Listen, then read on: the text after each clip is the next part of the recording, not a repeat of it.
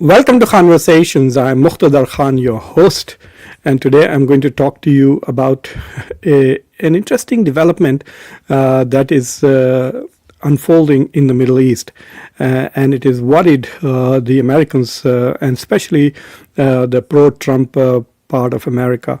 So there is this report that was being published in Fox News.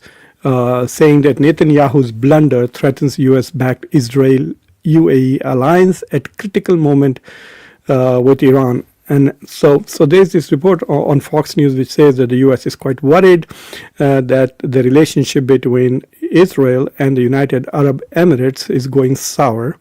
And they are worried because at this moment, America wants to have, even though it keeps saying it doesn't need anything, it's been asking the whole world, literally begging the whole world to help it deal with Iran and get the Strait of Hormuz open. NATO said no, the Europeans said no, the Japanese said no. India is not helping, and neither is China.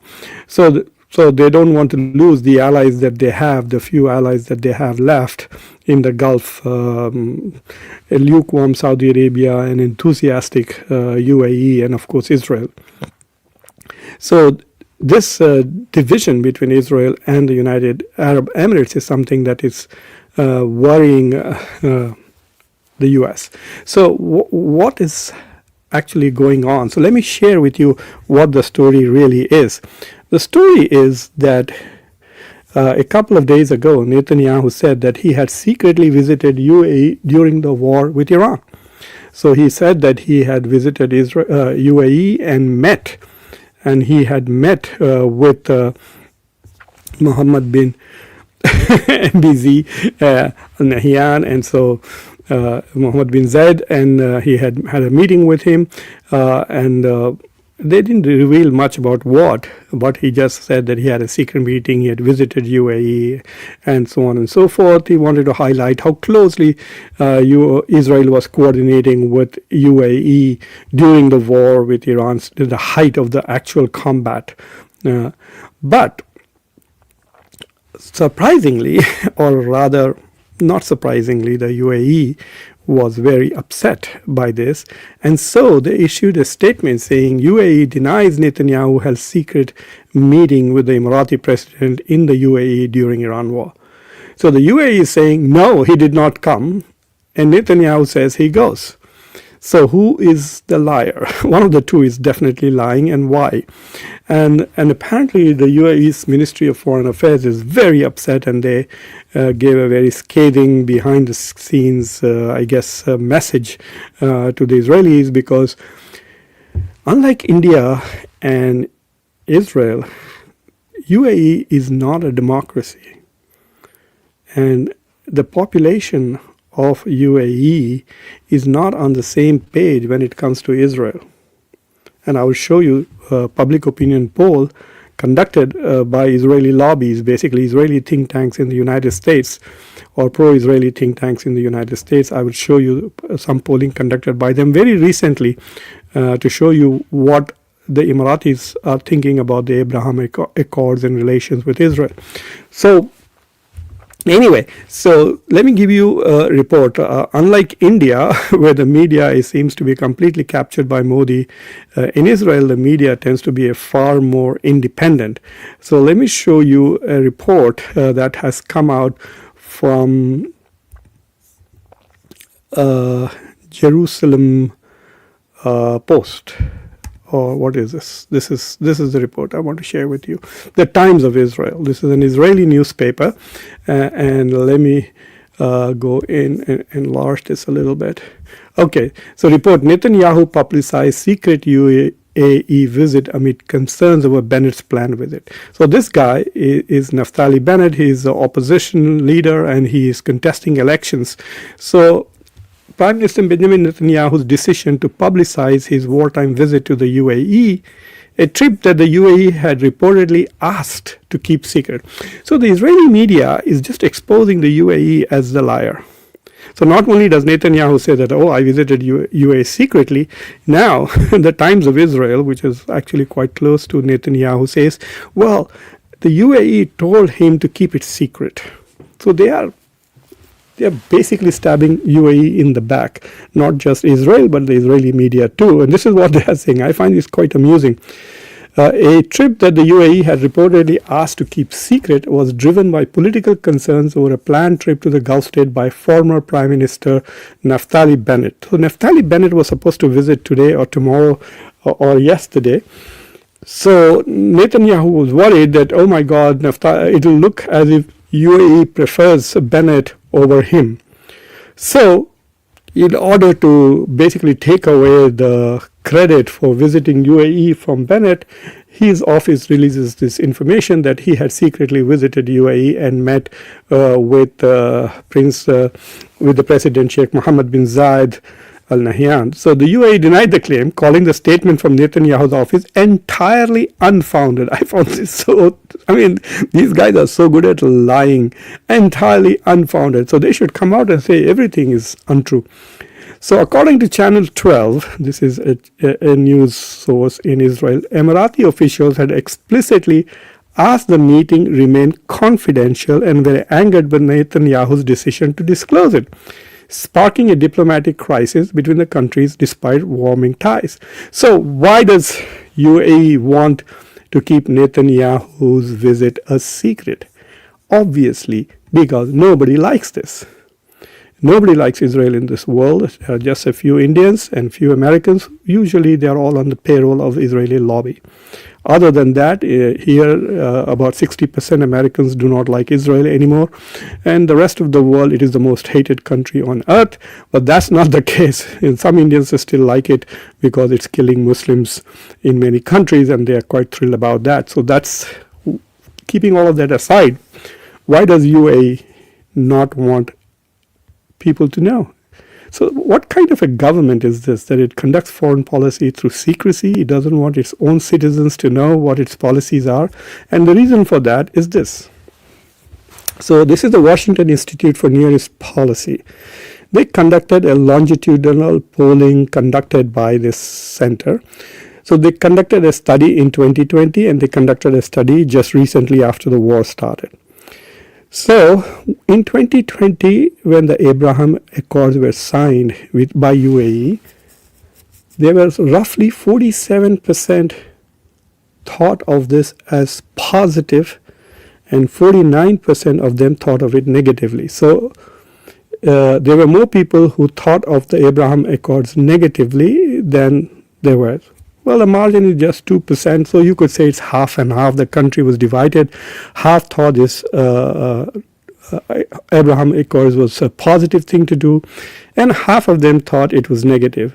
And then Israel started committing the genocide in Gaza. It started killing thousands upon thousands upon thousands upon thousands of women and children with American weapons and support from Joe Biden initially, the guy who kept saying that his support for Israel was ironclad, and he proved it, that even a genocide by Israel didn't stop him from supporting Israel's, but with weapons, with money, providing military technology, sending his own generals to help plan the war on Gaza.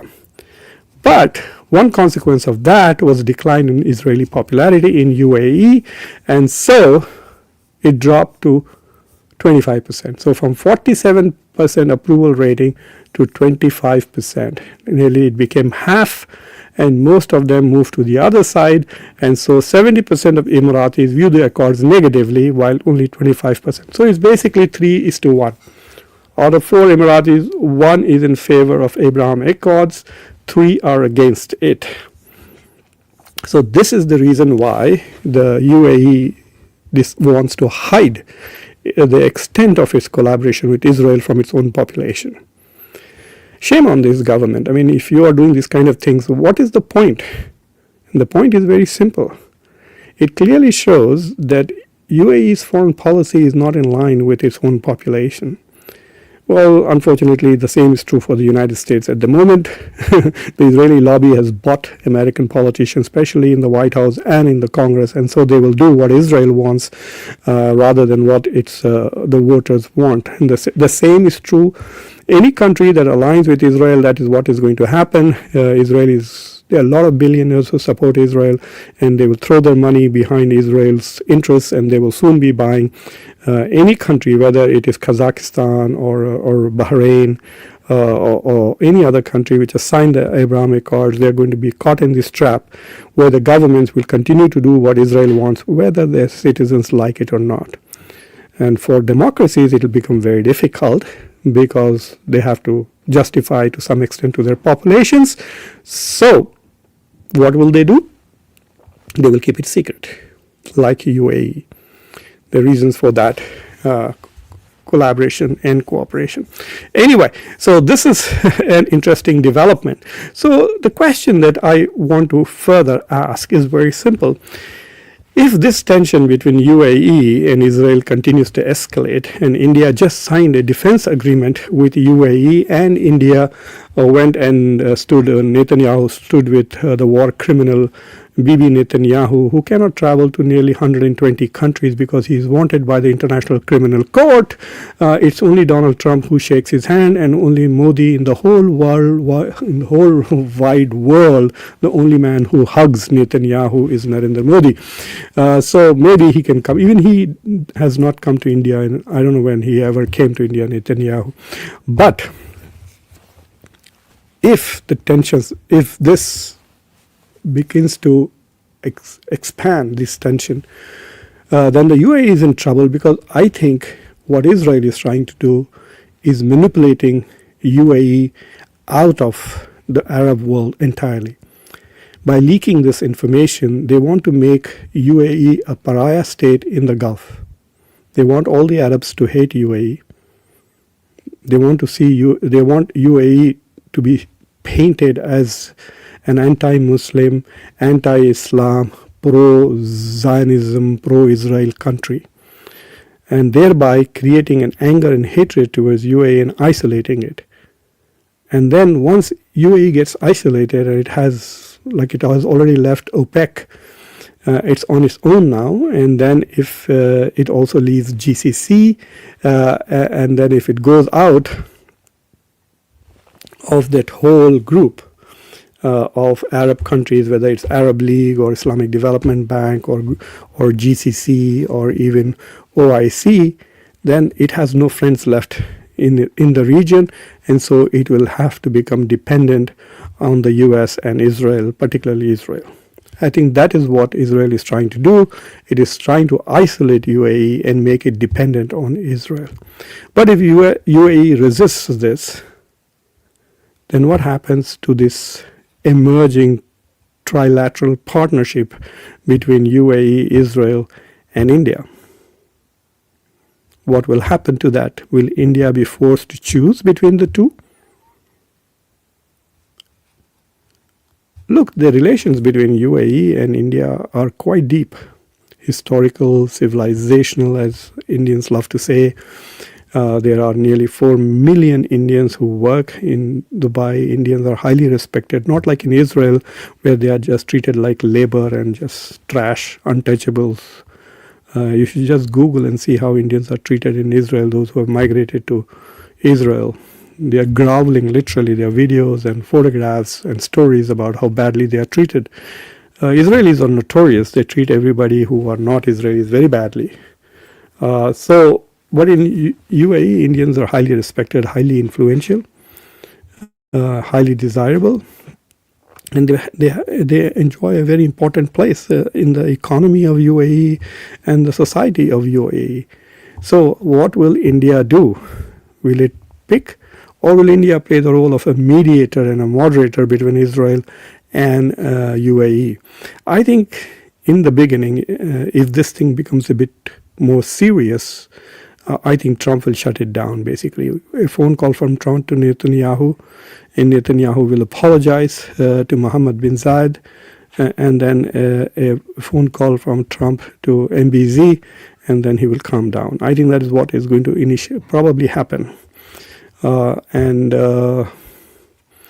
Even then, if Israel continues to play games with UAE in order to, like I said, isolate it, then UAE will have to wonder what will happen to this emerging partnership between UAE. One thing is clear. The message should be very clear that you can't trust Israel, especially when Netanyahu is. This man will do anything to stay in power. He will do anything. He will sacrifice anybody. Maybe UAE might have a list of people they want killed, and they might give it to Netanyahu and say, oh, don't worry, I'll kill them all for you. And maybe then they'll become friends. But we'll see how things go forward. But it's an interesting scenario for Prime Minister Modi, who just yesterday went there and announced a strategic defense partnership with United Arab Emirates, and announced just a month and a half ago, or more than 2 months ago, around 25th of February, that India stands very closely with Israel. Anyway, that's all I wanted to share, that there is this interesting development, and therefore we will talk about it. But it's quite interesting to see that this country is backstabbing its own allies. And what is interesting is that I was looking at the Indian media. When I was looking for stories about this, if you notice, all the stories that I've shown are Western stories or Israeli stories. There are none. The Indian media is not covering this story at all. They want the population in India to remain stupid, dumb, and ignorant. And they seem to be succeeding because people in India don't seem to be interested at all in knowing what is really going on. They just are into narratives. Most of the narratives are Islamophobic, and so that's why this is my service to people in India, in particular people in America, also the rest of the world. That this is an interesting, first of all, this emergence of this trilateral partnership itself is very interesting, because it creates a new division in the Gulf and in the Arab world. So the first division was Arabs versus Israel. Then the Arab-Israeli diplomacy, with the help of the US, changed it to Arabs and Israel versus Iran. And now they are making it Saudi Arabia versus UAE. So there is a third realignment of the Middle East taking place. So we'll see what happens going forward. So thank you for watching Conversations. Subscribe to the channel, like this video, press the bell icon, and don't forget to share this video with your social political network. Until next time, I'm your host Muqtadar Khan. Take care.